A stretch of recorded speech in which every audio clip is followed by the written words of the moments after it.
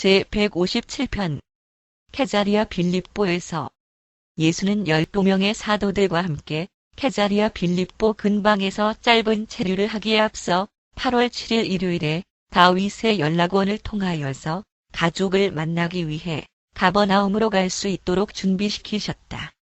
이 방문은 배를 만드는 세베대의 목공소에서 이루어지기로 사전에 준비가 되었다.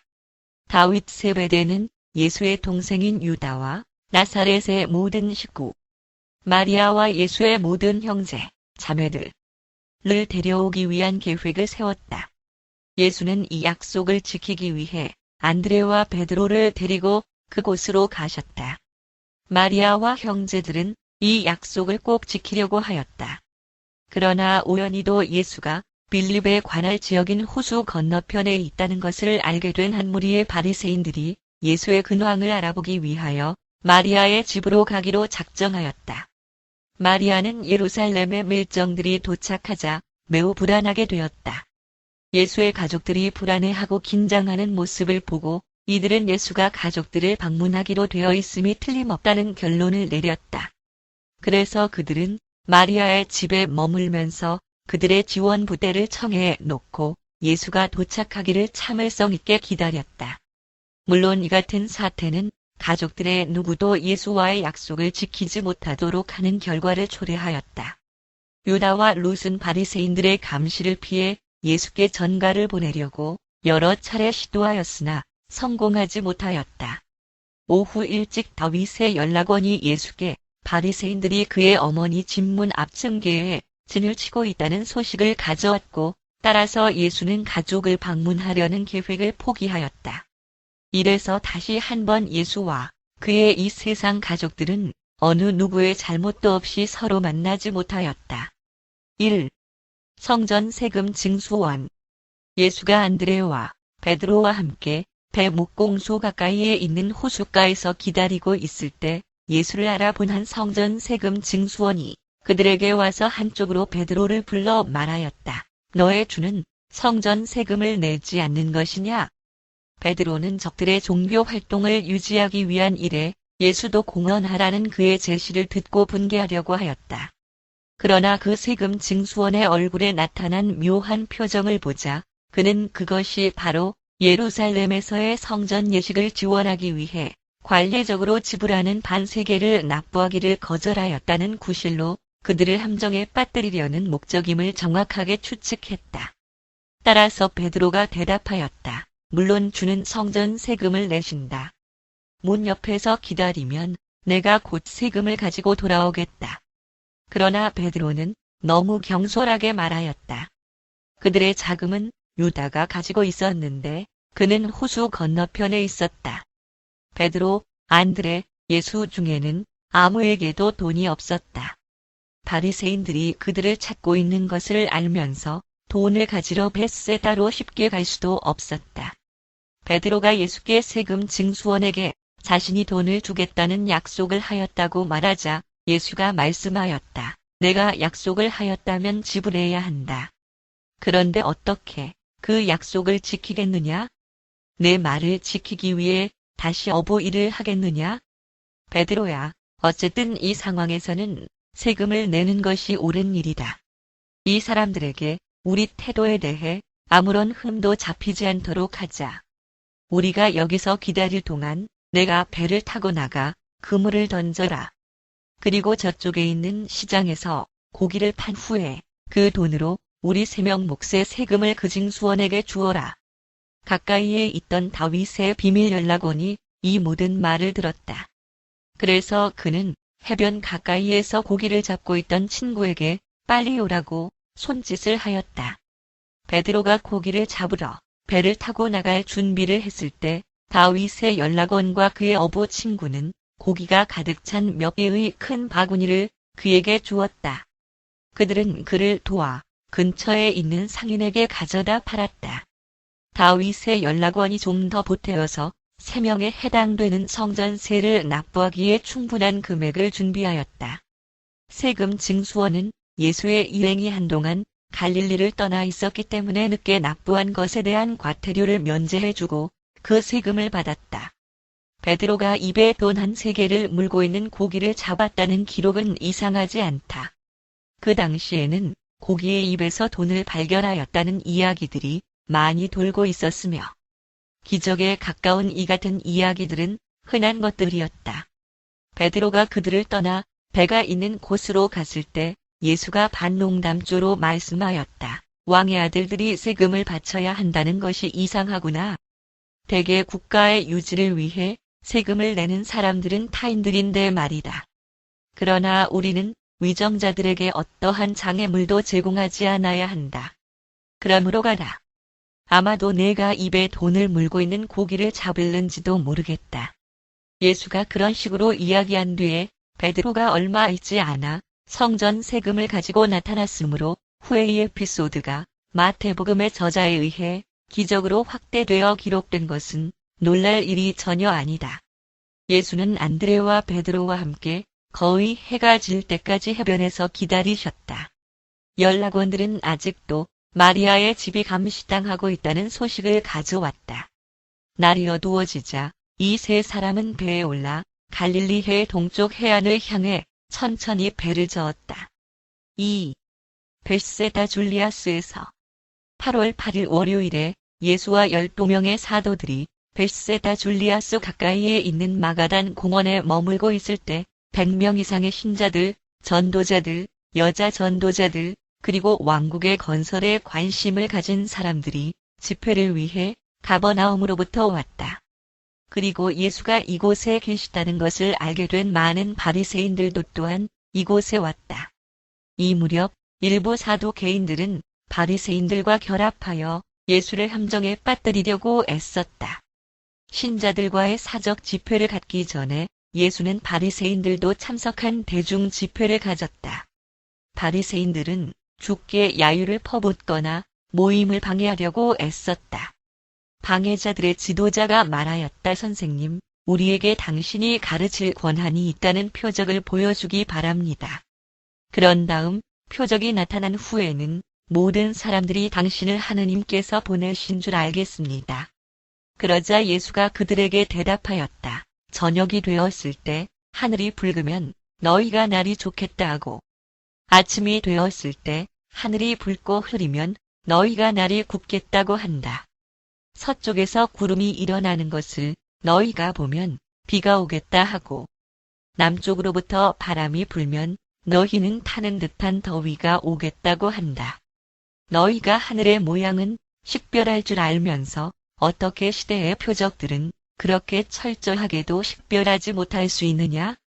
진리를 아는 사람들에게는 이미 표적이 주어졌으나 악한 마음과 위선적인 세대에게는 아무 표적도 주어지지 않을 것이다.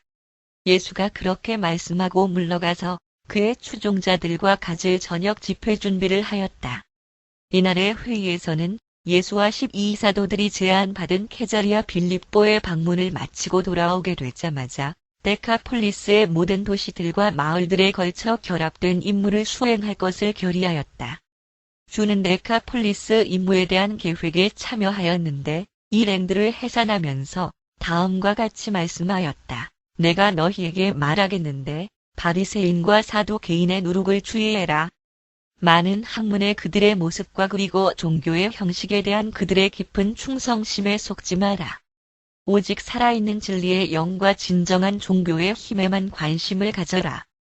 너희들을 구원하는 것은 죽은 종교의 그 두려움이 아니라 왕국의 영적 실체를 생생하게 체험하는 너희들의 신앙이다.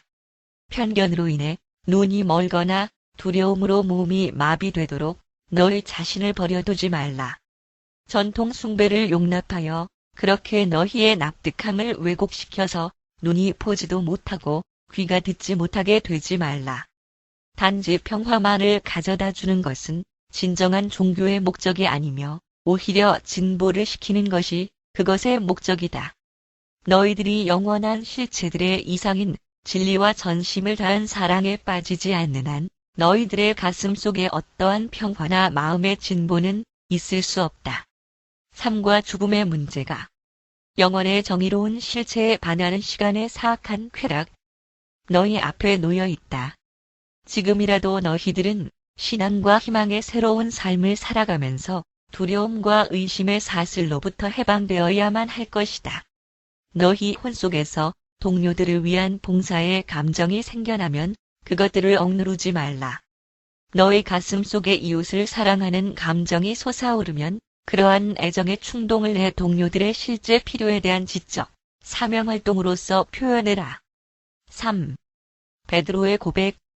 화요일 이른 아침에 예수와 12명의 사도들은 마가단 공원을 떠나 영주 빌립에 관할 구역의 수도인 케자리아 빌립보를 향해 떠났다. 케자리아 빌립보는 매우 아름다운 지역에 자리 잡고 있었다. 그곳은 요단강이 지하의 동굴에서 솟아나오는 아름다운 언덕 사이의 아름다운 계곡에 자리 잡고 있었다. 북쪽으로는 헤르몬 산의 정상이 한눈에 들어오고 언덕 위에서 남쪽으로는 요단강 상류와 갈릴리 바다의 장엄한 모습이 보였다. 예수는 왕국 일들을 초기에 체험하면서 헤르몬 산에 가보신 적이 있었다. 그리고 그가 그의 일들의 마지막 신시대에 접어들고 있는 지금 그는 시련과 승리의 이 산에 다시 돌아가기를 바라셨다. 그는 이곳에서 사도들이 다가올 고된 시기를 대비해 자신들의 책임에 대한 새로운 통찰력을 얻고 앞으로 새로운 힘을 성취하게 되기를 바라셨다. 그들이 길을 따라 걷다가 메롬 샘물 근처를 지날 때쯤 사도들은 자기들끼리 최근에 페니키아와 그 밖의 곳에서 겪었던 체험에 대해서 그리고 자신들의 설교가 어떻게 받아들여지게 되었는지 그리고 다른 민족들이 어떻게 그들의 주를 여기고 있는가에 대하여 이야기를 나누기 시작하였다. 그들이 점심을 먹기 위해 멈추었을 때 예수는 갑자기 12명의 사도들에게 그전에는 한 번도 묻지 않았던 그 자신에 관한 질문을 그들에게 처음으로 하였다. 그는 다음과 같은 놀라운 질문을 하였다. 사람들은 나를 누구라고 하느냐? 예수는 이 신도들에게 여러 달에 걸쳐 하늘의 왕국의 본질과 성격을 가르치셨으며 이제 그는 자신의 본성과 하늘의 왕국과의 그의 개인적 관계에 대해 사도들에게 좀 더 가르쳐야 할 시기가 왔음을 잘 알고 계셨다. 그리고 이제 그들이 뽕나무 아래에 자리 잡게 되자 주는 선택된 사도들과의 그의 오랜 관계 속에서 가장 중요한 회합의 하나를 가지려고 준비를 마치셨다. 사도들 중에 반 이상이 예수의 질문에 대답하였다. 그들은 예수께 그를 아는 모든 사람들이 그를 예언자나 혹은 매우 특별한 사람으로 여기고 있으며 그의 적들조차도 그가 마귀들의 영주와 동맹을 맺고 있다는 고발로 그의 힘을 설명하면서 그를 매우 두려워하고 있다고 말하였다. 사도들은 또한 예수를 직접 만나지 못한 유대 지방과 사마리아 지방의 일부 사람들은 예수를 죽었다 살아난 세례 요한이라고 믿는다고 말하였다. 베드로는 많은 경우에 여러 사람들이 예수를 모세, 엘리야, 예레미야와 비교한다고 말하였다. 이러한 보고를 다 듣고 난 예수는 일어서서 주변의 반원을 그리고 앉아있는 제자들을 내려다보시면서 그의 손으로 쓸어버리는 손짓으로 그들을 가리키며 깜짝 놀라게 강조하며 물었다. 그러면 너희는 나를 누구라 하느냐? 잠깐 동안 긴장된 침묵이 흘렀다. 12명의 사도들은 예수로부터 눈을 떼지 않았으며 그때 시몬 베드로가 갑자기 일어나 외쳤다. 당신은 해방자, 살아계신 하느님의 아들이십니다. 그러자 앉아있던 11명의 나머지 사도들도 베드로가 그들을 대신해서 말하였다는 동의의 표시로 모두 일어섰다. 예수는 그들에게 다시 앉으라고 지시하였고 자신은 여전히 그들 앞에 선 채로 말씀하였다. 이것은 나의 아버지에 의하여 너희에게 드러내졌다. 너희가 이제 나에 대한 진실을 알아야만 할 때가 온 것이다. 하지만 당분간 이 일을 아무에게도 말하지 말기 바란다. 자, 이제 길을 떠나자. 그렇게 해서 그들은 케자리아 빌립보로 가는 여행을 다시 계속하였으며 그날 저녁 늦게 도착해서 그들을 기다리고 있던 셀수스의 집에 머물렀다. 사도들은 그날 밤 거의 잠을 자지 못하였다. 그들은 그들의 삶과 왕국의 사업에 중요한 사건이 일어나고 있음을 감지하는 듯하였다. 4. 왕국에 관한 가르침. 요한으로부터 예수가 세례를 받았던 일과 가나에서 물이 포도주로 변화된 사건 이래로 사도들은 여러 번의 경우에 예수를 메시아로 실질적으로 받아들이고 있었다. 그들 중 일부는 잠깐 동안 예수가 그들이 기다리던 해방자라고 진심으로 믿었다. 그러나 그 같은 희망이 그들의 가슴 속에 생길 틈을 주지 않고 예수는 그들의 기대를 깨는 말씀을 하고 실망시키는 행동을 하심으로써 그 희망을 산산조각 내셨다. 그들은 오랫동안 혼돈 상태에 있어 왔는데 이는 그들이 마음속에 간직해온 기대했던 메시아의 개념과 그들이 가슴속에 지녀온 이 비상한 사람과의 비상한 관계의 체험 간의 갈등 때문이었다. 수요일 늦은 오전에 사도들이 점심 식사를 하기 위해 셀수스의 정원에 모였다. 지난밤 내내 그리고 그들이 아침에 일어난 후 계속 시몬 베드로와 시몬 제일롯 때는 주 가단순한 메시아로서 뿐만이 아니라 살아계신 하느님의 신성한 아들로 전심을 다해 받아들일 수 있는 수준까지 그들 모두가 오도록 그들 형제들에게 열심히 수고하고 있었다. 이 두 시몬은 예수에 대한 그들의 생각에 동의를 보았으며 그래서 그들은 자신들의 형제들도 그들의 생각과 같아지도록 만들기 위해 많은 애를 썼다.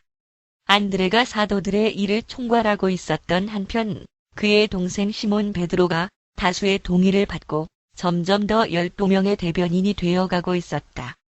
정오경에 예수가 그들에게 왔을 때 그들은 모두 정원에 자리를 잡고 앉아 있었다. 그들은 엄숙한 모습으로 주께서 그들에게로 다가오시자 모두 자리에서 일어났다. 예수는 그 친근하고 형제우애의 미소로써 그 긴장을 완화시키셨다. 그 미소는 추종자들이 그들 자신들을 또는 그들 자신들에게 관련된 일을 너무 심각하게 받아들일 때 나타내 보이는 그의 특징이었다. 그는 명령하는 손짓으로 그들이 앉아 있어야 함을 지시하였다. 12명의 사도들은 주께서 그들에게 나오실 때 다시는 일어서서 인사하지 않았다.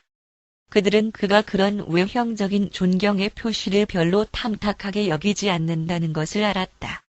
그들이 식사를 마치고 다가올 데카폴리스 여행에 대한 계획을 논의하고 있을 때 예수가 갑자기 그들의 얼굴을 쳐다보시며 말씀하였다. 너희들이 사람의 아들의 신분에 관한 시몬 베드로의 선언에 동의한 지 만 하루가 지난 지금도 여전히 너희들의 그 결정에 변함이 없는지 알고 싶다. 이 말을 듣자마자 12명의 제자들이 자리에서 일어났으며 베드로가 예수 앞으로 몇 걸음 나와 말하였다. 예, 주여, 우리는 그렇습니다. 우리는 당신이 살아계신 하느님의 아들임을 믿습니다.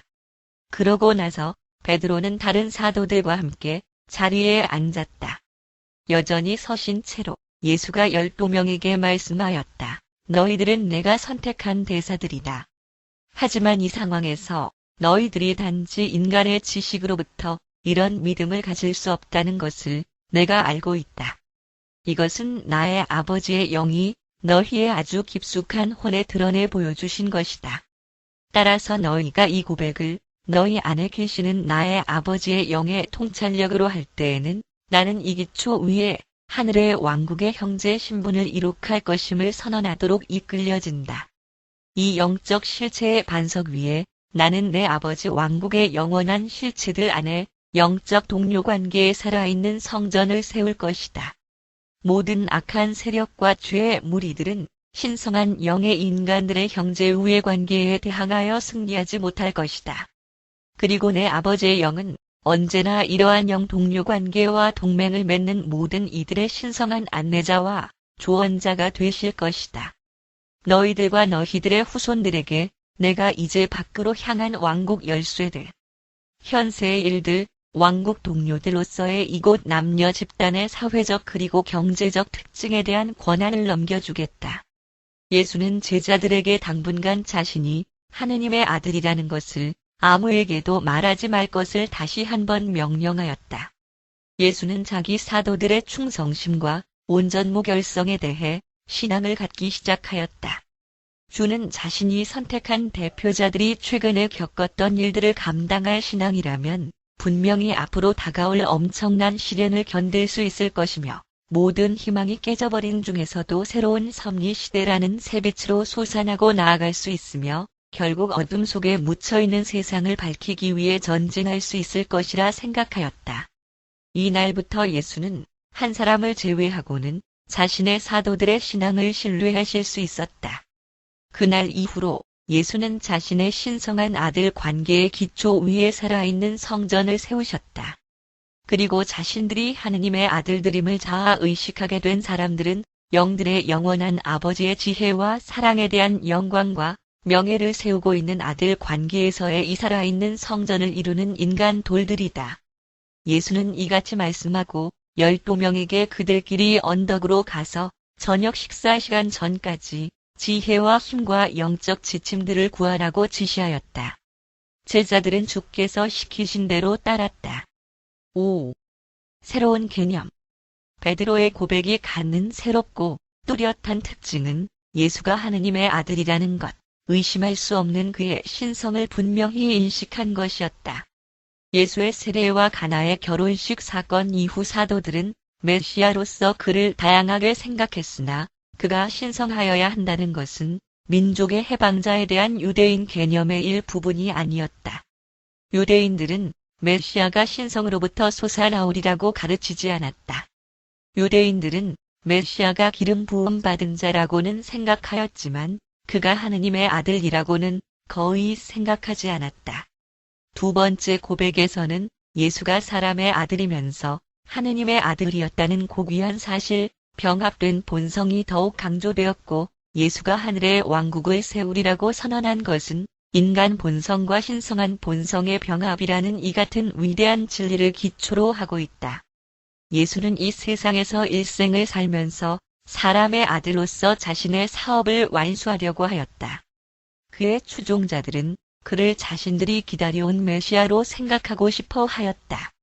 예수는 결코 자신이 유대인들의 메시아적 기대를 수행할 수 없음을 알고 부분적으로 그들의 기대에 그를 맞추어 가면서 그들의 메시아관을 바꾸어 보려고 노력하였다. 그러나 그는 이제 그 같은 계획의 수행은 거의 성공을 거둘 수 없다는 것을 아셨다. 따라서 그는 대담하게 세 번째 계획을 펼치기로 결정하였다. 그 계획은 공개적으로 자신의 신성을 선언하고 베드로가 한 고백의 진실성을 인정하며 12명에게 자신이 하느님의 아들임을 직접 선언하는 것이었다. 3년 동안 예수는 자신을 사람의 아들라고 주장해왔었고 그 같은 기간 동안의 사도들은 그가 기다려온 유대인의 메시아라고 점점 더 주장해왔다. 이제 그는 자신이 하느님의 아들임을 밝히셨다. 그리고 하느님의 아들이며 동시에 사람의 아들이라는 병합된 본성의 개념 위에 하늘의 왕국을 세우기로 결정하였다. 그는 자신이 메시아가 아니라는 것을 그들에게 더 이상 확신시키지 않기로 하였다. 이제 그는 대담하게 그 자신의 본성을 밝히셨으며 그러고 나서 그들이 계속해서 자신을 메시아라고 생각하는 것을 무시하였다. 6. 다음 날 오후 예수와 사도들은 다음 날 연락원들이 다윗 세베대로부터 기금을 가져오길 기다리며 하루를 더 머물렀다. 예수의 대중적 인기가 급격히 떨어지면서 수입도 큰 폭으로 감소하였다. 그들이 케자리아 빌립보에 도착했을 때 재정은 텅 비어 있었다. 마태는 그런 상황 안에 예수와 그의 형제들을 떠나고 싶지 않았고 과거에 그렇게 여러 번 그가 했었던 것처럼 유다에게 건네줄 자기 소유의 기금이 아무 준비된 것이 없었다. 그러나 다윗 세베대가 이렇게 수입이 줄어들 것을 예상하여 그에 따라 연락원들에게 지시를 해놓았다. 그들에게 그들이 유대, 사마리아, 갈릴리 지방을 통과하는 동안에 유랑하는 사도들과 그들의 주에게 전해줄 돈을 걷는 자의 역할을 해야 한다고 지시하였다. 그날 저녁 무렵에 이 연락원들은 예수의 일행이 데카폴리스의 여행을 마치고 돌아올 때까지 쓰고도 남을 충분한 기금을 가지고 벳세다로부터 도착하였다. 그때까지라면 가버나움에 있는 자신의 마지막 땅이 처분되어 돈이 마련될 것이라고 마태는 예상하고 있었다. 그런 다음 그 기금을 익명으로 유다에게 전달할 계획이었다. 베드로나 다른 사도들, 누구도 예수의 신성에 적절한 개념을 갖고 있지 못하였다. 그들은 이것이 이 세상에서 그들 주의 생애 안에서의 새로운 섭리 시대의 시작이라는 것을 거의 깨닫지 못하고 있었고, 이때가 선생지휘자가 새롭게 이해된 메시아, 하느님의 아들가 되어 가고 있는 시기였다. 이때 이후로 주의 메시지에는 한 가지 새로운 면이 나타났다. 이때로부터 그의 하나의 삶의 이상은 아버지를 드러내 보이는 것이었으며, 그의 가르침에서의 하나의 관념은 그의 우주의 최극 지혜의 개인화 구현을 제시하는 것으로서 그것은 오직 그것을 사는 것으로만 이해되어질 수 있는 것이었다. 그는 우리 모두가 생명을 가지며 그것을 더 풍요롭게 하게 하기 위해서 오신 것이었다. 이제 예수는 육신을 입은 그의 인간 일생의 네 번째이자 마지막 단계에 접어들었다. 첫 번째 단계는 유년기로, 이 시기에 그는 인간 존재로서의 자신의 기원, 본성, 운명에 관해 단지 희미하게만 알고 있었다. 두 번째 시기는 점차적으로 자아를 깨달아가면서 어른으로 성장해가는 시기로, 이 기간 동안 그는 자신의 신성한 본성과 인간의 사명에 관해 보다 분명히 이해하게 되었다. 이 두 번째 단계는 예수의 세례와 관련되어 발생한 계시들과 체험들로서 끝이 났다. 이 세상에서의 예수의 일생 중 세 번째 단계는 세례를 받은 이후부터 선생이자 치유자로서 자신의 임무를 수행했던 시기를 거쳐 케자리아 빌립보에서 베드로의 중요한 고백이 있었던 시기까지이다. 이 세 번째 시기에 그의 사도들과 측근의 추종자들은 그를 사람의 아들로 알았으며 메시아로 여겼다. 예수의 이 세상에서의 네 번째이자 마지막 시기는 이곳 케자리아 빌립보에서 시작되어 십자가에서 처형당할 때까지를 포옹한다. 그의 사명활동에서 이 단계는 그의 신성을 인정한 것으로 특징 지워지고, 그리고 육신으로서의 그의 마지막 해의 수고를 포옹한다. 네 번째 시기 동안 대부분의 추종자들은 여전히 그를 메시아라고 생각하고 있었던 반면 사도들에게는 그가 하느님의 아들로 알려지게 되었다. 베드로의 고백은 유란시아에서 그리고 전체 우주를 위한 한 증여 아들로서의 최극 사명의 진리를 더욱 완벽하게 실현하는 새로운 시기가 시작됨을, 그리고 그 같은 사실을 비록 희미하게나마 그의 선택된 대사들이 인식하고 있음을 지목했다. 그렇게 예수는 자신의 종교적 가르침을 일생을 살아감으로 모범을 보였는데, 그것은 살아가면서 진보하는 기법에 의한 영적 본성의 성장이었다. 그는 후세의 추종자들과는 달리 혼과 육체의 끊임없는 투쟁을 강조하지 않았다. 오히려 영은 양쪽 모두에게 쉽게 승리를 거두며 이러한 지적인 것과 본능적인 싸움에 유익한 화해를 가져오는데 효과적이라고 가르치셨다. 이 시점으로부터 모든 예수의 가르침에는 한 가지의 새로운 의의가 첨가되었다. 케자리아 빌립보 이전에는 예수는 통달한 선생의 자격으로 왕국 복음을 제시하였다. 케자리아 빌립보 후에 그는 단순한 선생으로서만이 아니라 영적 왕국의 중심이자 둘레이신 영원한 아버지의 신성한 대리인으로 그 모습을 나타내셨다. 그리고 그가 이 모든 일을 사람의 아들, 한 인간으로서 행하는 것이 요구되었다. 예수는 선생으로서, 그 후엔 선생지휘자로서 추종자들을 영적 왕국으로 이끌기 위해 열심히 노력하였지만 그들은 그렇게 따르려고 하지 않았다. 예수는 이 세상에서의 자신의 사명은 유대인들이 갖고 있는 메시아적 기대를 채워줄 수 없음을 잘 알고 계셨다. 옛 선지자들이 묘사한 메시아의 모습은 결코 그가 될 수 없는 것이었기 때문이었다. 그는 사람의 아들로서 아버지의 왕국을 세울 길을 모색하였지만 그의 추종자들은 그러한 모험에 그를 따라서 앞으로 나가려고 하지 않았다. 이것을 보시면서 예수는 부분적으로 신자들에게 맞추어 가기로 작정하였으며, 그렇게 해가면서 공개적으로 하느님의 보내심을 받은 아들로서의 역할을 수행할 준비를 하였다. 따라서 예수가 이날 정원에서 그들에게 말씀하였을 때 사도들은 새로운 것들을 많이 들었던 것이다. 그들에게조차도 예수의 어떤 말들은 낯설게 들렸다. 다른 놀라운 발표들 중에 다음과 같은 것들에 그들은 귀 기울였다.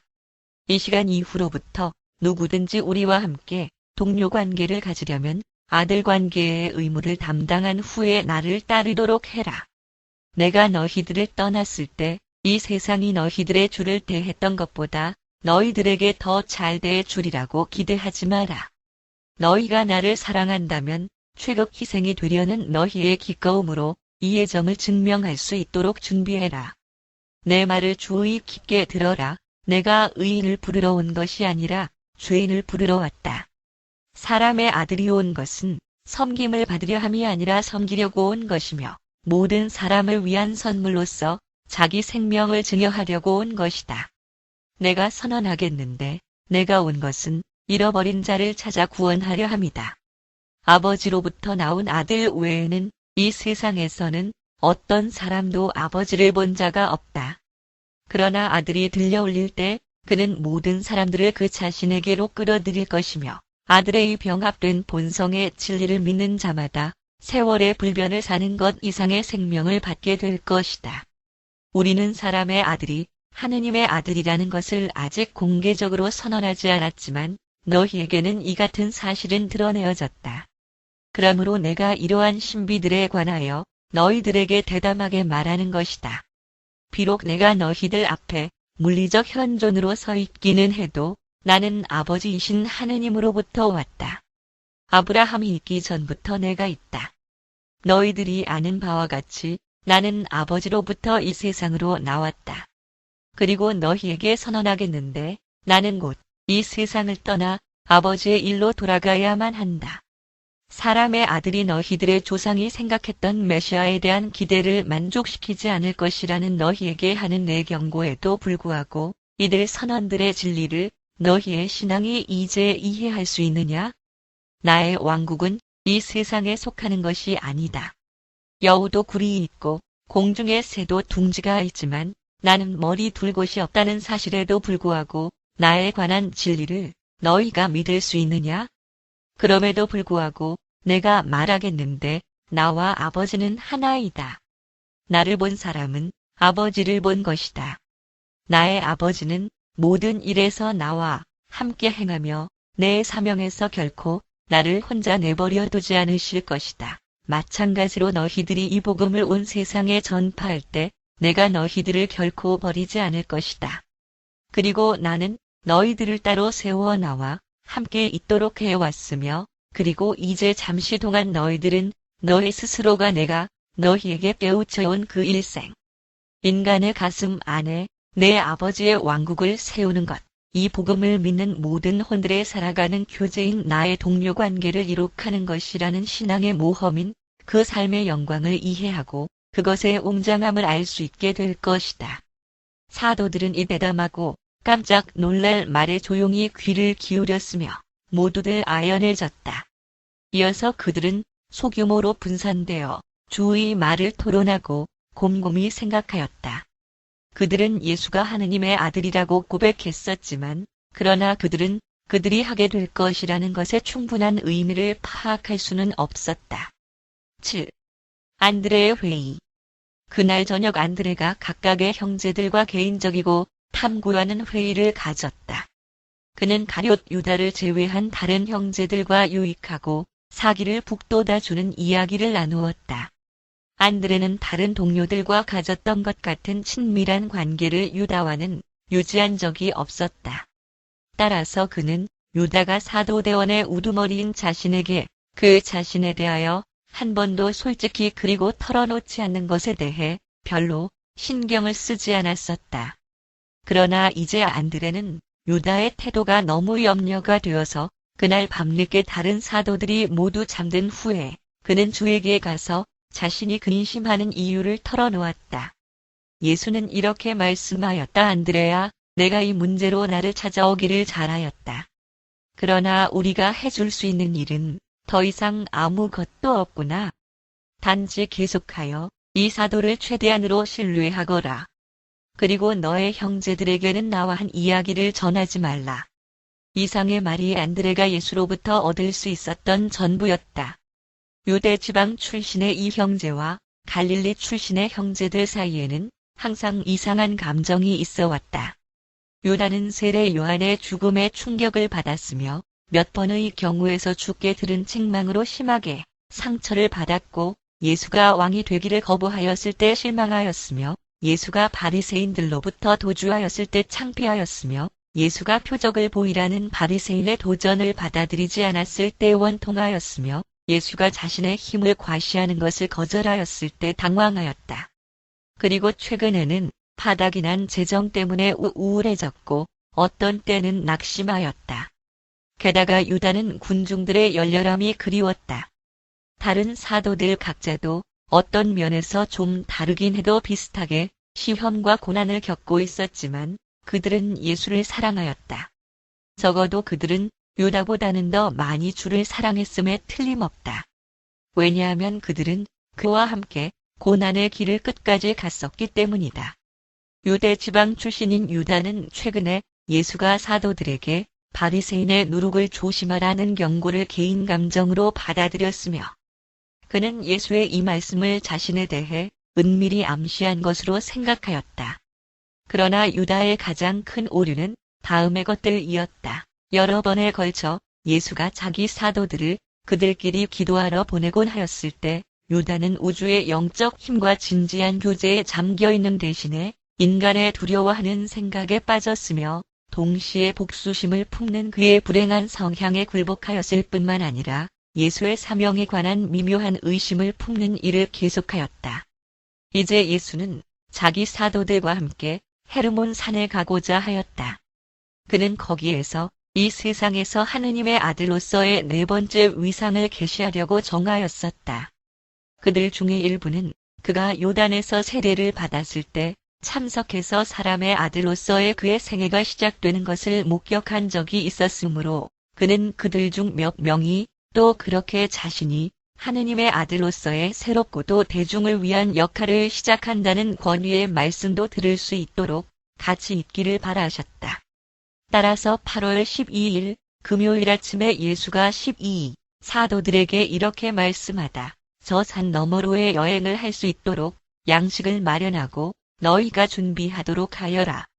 영이 나에게 그곳에서 땅에서의 나의 일을 마치기 위해서 갖추어지도록 가라고 명하고 있다. 그리고 이 체험을 통하여 내 형제들 또한 나와 함께 가는 시련의 때를 위하여 강한 힘을 얻도록 내가 데리고 가고 싶다.